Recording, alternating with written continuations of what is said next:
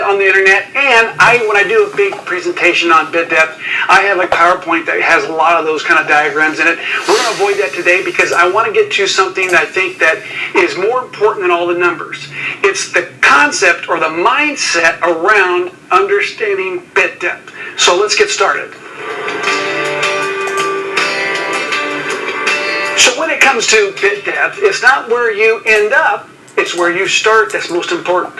So most of us show our images on the web, on our devices, and it's JPEG, which is very low compressed quality.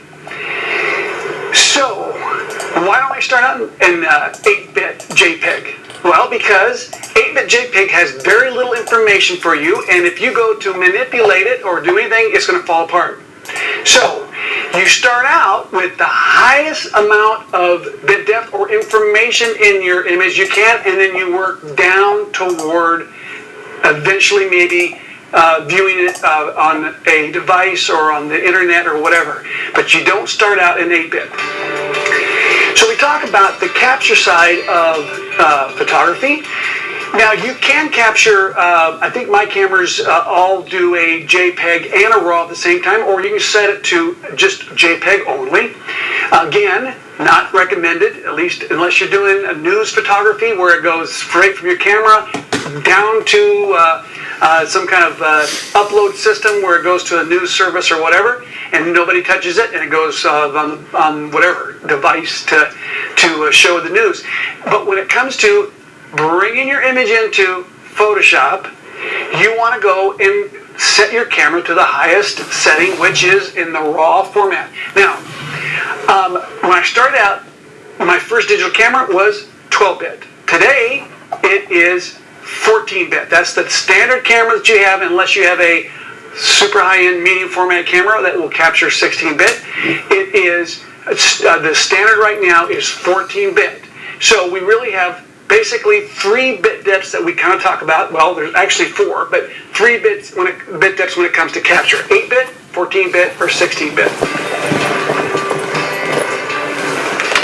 So as I said, the higher the bit depth, the more you're going to be able to manipulate your image. So when it comes to images like, say, an Ansel Adams type black and white landscape, where you want to get that sky really deep black, or you want to get the tones to really have this smooth gradient feel in the landscape, well, you need to get as high a bit depth as you can, because when you start crunching the sliders to get those tones the way you want them and make them that dramatic look, it's going to fall apart if you don't have the right bit depth that you're working in.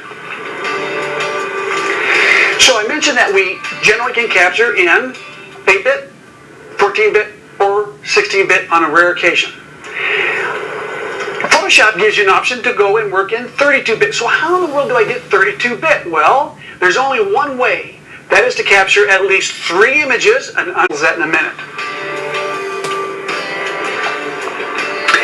So bit depth really is as simple as possible. It's the number of tones and colors and hues and values in your image that represents the whole spectrum of what you want to show. So the more bit depth you have, the more tones or colors that you have to represent that image. Now, our eye is extremely limited to how much we can see. I think it's under 10 million colors. But in photography, we can get 1 trillion colors. And our screens don't show that, but it's possible mathematically to show how we can get an absorbent amount of information in an image, but we are limited to what we can see. So to me, it's not about what I can see. Again, if you say you show a 8-bit, 16-bit, or 32-bit on a screen, that's not where the bit depth really comes into play. It's when you crunch it. So if you have a fifth-wheel RV trailer that you want to go across America and RV across America, you don't pull it with a little Volkswagen.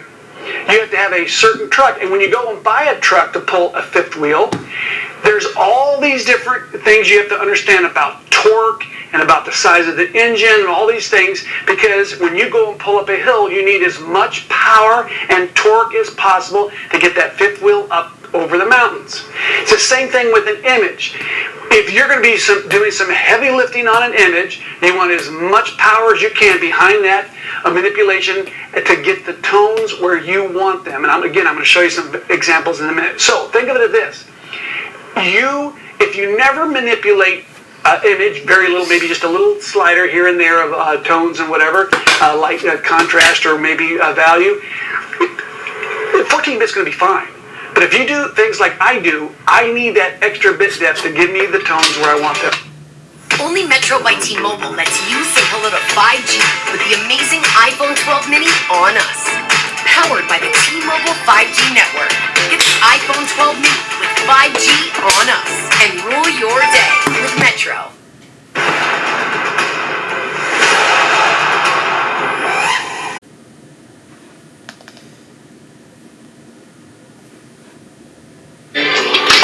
So when we talk about bit depth, you have to understand that bit depth falls from the top, the highlights, down to the shadows. So there's more bit depth in the highlights than there are in the shadows.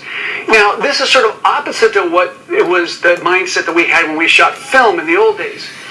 And so I had to kind of rethink how I did pictures. Now, today, if I'm going to take a picture and I'm getting my the exposure the way I want it, generally what I do is I expose for the shadows. I know some people are going to go, no, Joel, you can't do that, right? Because I know that it's the shadows that lack the most bit depth. So if I want to pull detail out of the shadows in a digital file, it's extremely difficult to do that. The more bit depth you have, the more ability you can do that. We're going to show you a graph here in a minute. I don't want to show too many numbers, but so it's the when you talk about bit depth, it's the gradients and it's the shadows that are the most important. Now, highlights are too. We got to pull detail the highlights, and it'll do that. Bit depth, the higher the bit depth, you'll have more detail there too. But it's really the shadows and in the gradients that you're going to see the greatest increase in what your final image is going to look like.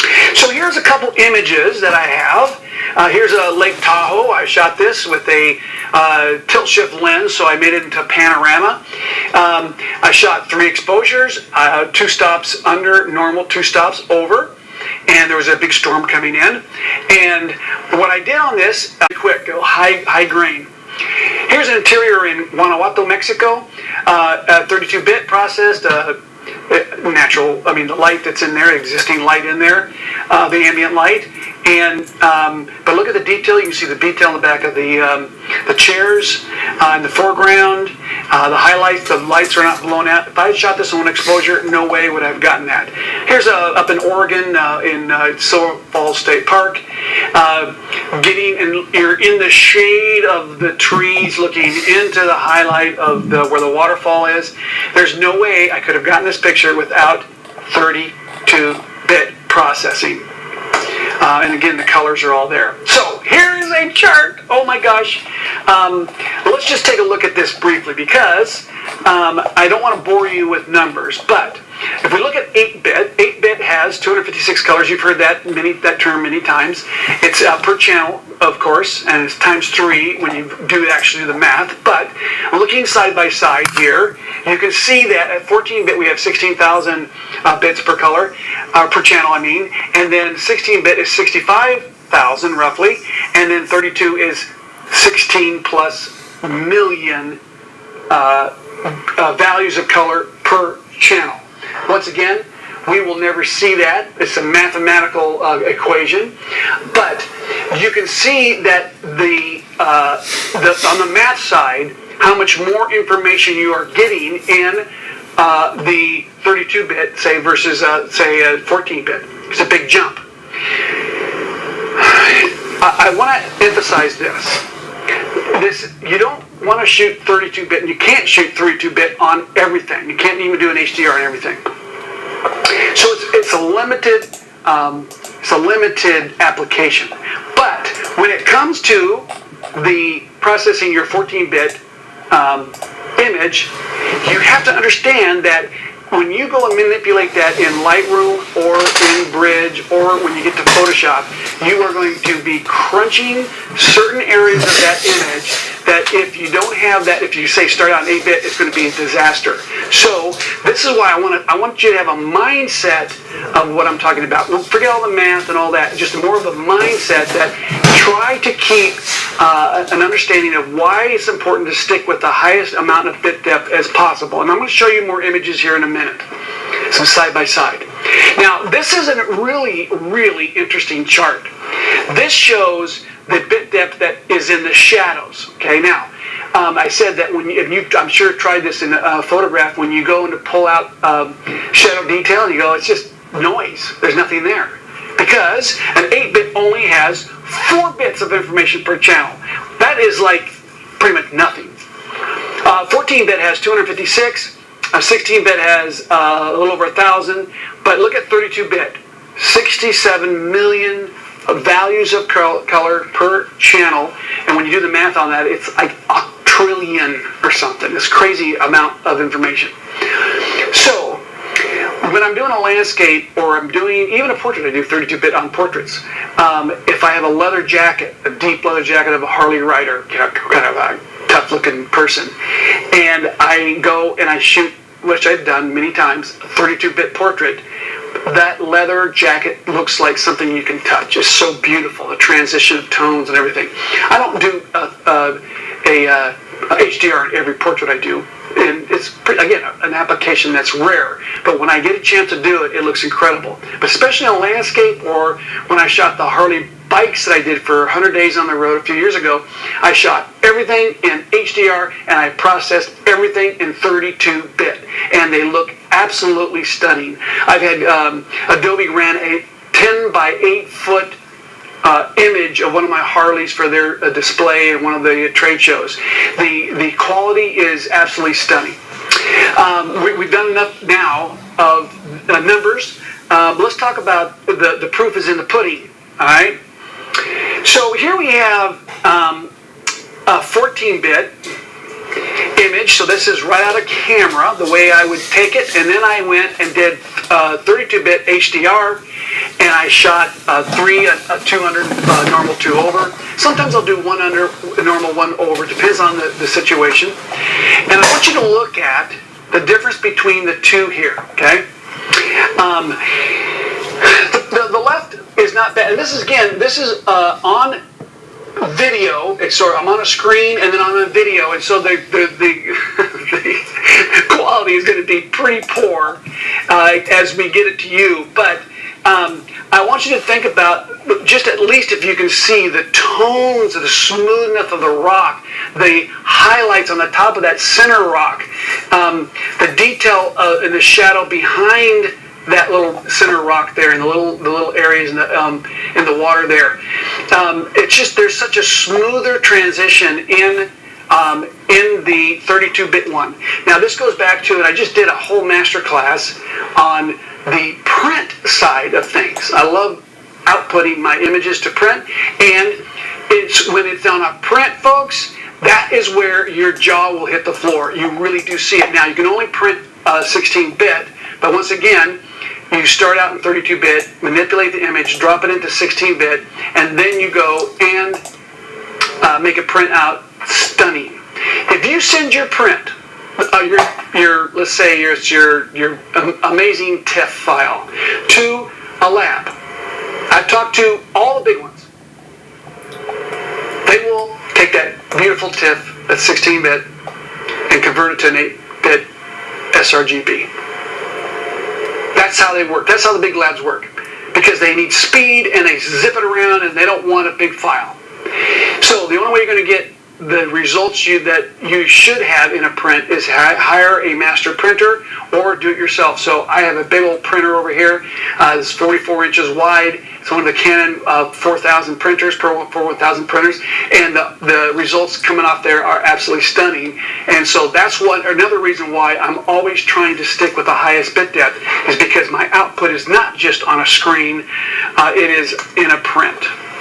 So here is 16-bit. So I did an example a long time ago, 16-bit, and then I went back and I did it with 32-bit to see the difference. So it's not a perfect lineup because it was a year apart between the two. But look at the detail in the shadows that came out of this 32-bit. Let's try another one here.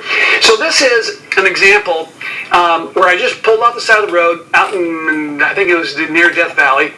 And so this is 8-bit. And what I did was I set my settings, and then I ran that same setting on all these images. So it wasn't like I changed the settings in Bridge for the, I wanted to get the sky dark, so I think I did the blue slider to the left.